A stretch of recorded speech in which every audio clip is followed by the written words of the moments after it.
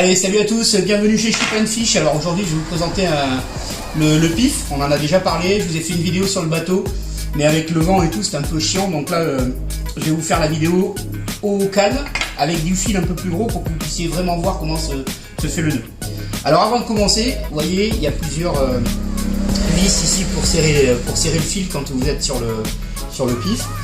Et je vais vous faire le nœud en 8. Donc le nœud en 8, pour commencer, on va faire ça. Hop, on va faire un 8.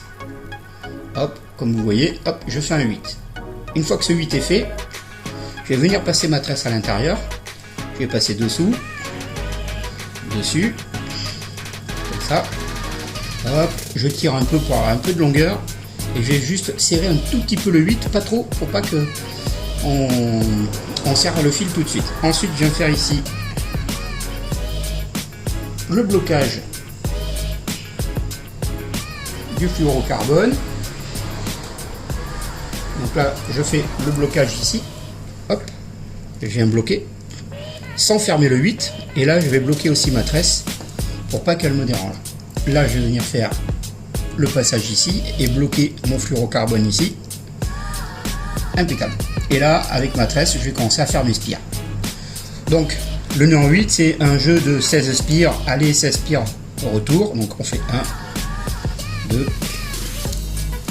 4, 5, 6, 7, 8, 9, 10. Bon, je vais en faire un peu moins pour que vous puissiez bien voir comment ça...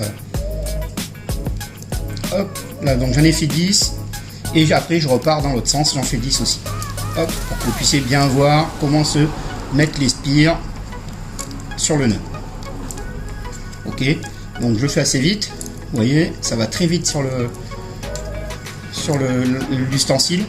Une fois que vous avez fini de faire vos spires, vous allez juste défaire un petit peu le nœud pour que vous puissiez repasser à l'intérieur. Donc, vous passez à l'inverse de comment vous êtes rentré. Donc on passe. Forcément, c'est quand on montre que ça ne veut pas le faire correctement. On passe dessous, dessus, là, et là vous allez serrer le 8 maintenant. Hop, vous voyez. Et après, on va serrer un tout petit peu la tresse pour venir ici. Tac, on serre, on serre, on serre. Ok. Une fois que j'ai bien serré, je vais venir ici, bloquer mon nœud de cette façon, tac, pour que ici j'ai mes spires qui soient bien alignés aussi. Là, je vais venir bloquer mon fluoro dans ce sens, bien tendu, et là, ma tresse dans ce sens. Et là, je vais reprendre. Non, c'est pas la bonne que j'ai prise, pardon. C'est celle-ci qu'il faut qu'il vienne là. La tresse qui vient du moulinet, d'accord. Hop, et je bloque. Et là, je vais faire... Normalement, j'en fais 7 ou 8 des demi-clés, mais je vais en faire une ou deux, juste pour vous montrer. Et après, on finira par le nœud de finition, le nœud à 7 spires. Donc là, voilà. Une fois que j'ai fait ça, là, je vais venir faire mon nœud de finition. Donc le nœud de finition, c'est... Je passe 7 fois dans ma boucle que j'ai faite, vous voyez. 2, 3, 4, 5, 6 et 7. Et là, je viens bloquer ici. Et là, je vais faire comme ça 7 fois.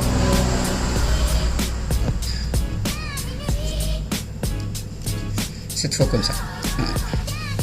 Je vais venir dérouler mes spires à l'envers. 3, 4, 5, 6 et 7. Et là, je défais. Hop, et là, je vais venir serrer petit à petit mon nœud à cette spire. Et là, vous voyez, je fais mon cône. Et là, j'ai mon nœud, il est fini. Alors, forcément, avec du gros fil comme ça fait grossier. Mais normalement, votre nœud, quand il est terminé, il est totalement aligné. Hop. Comme vous pouvez le voir là. Normalement, ça fait un bel alignement comme ça. Hop. Là, je vais couper ARA mon fluorocarbone. Et là, le reste de tresse ici, pareil, ARA. Voilà. Et là, vous avez le nœud en 8 pour passer dans les anneaux. Donc, vous ne fiez pas à la grosseur du nœud, hein, parce qu'on est sur du très gros fil. Mais quand on le fait sur du fil fin, ça passe impeccablement dans les anneaux. Voilà les copains.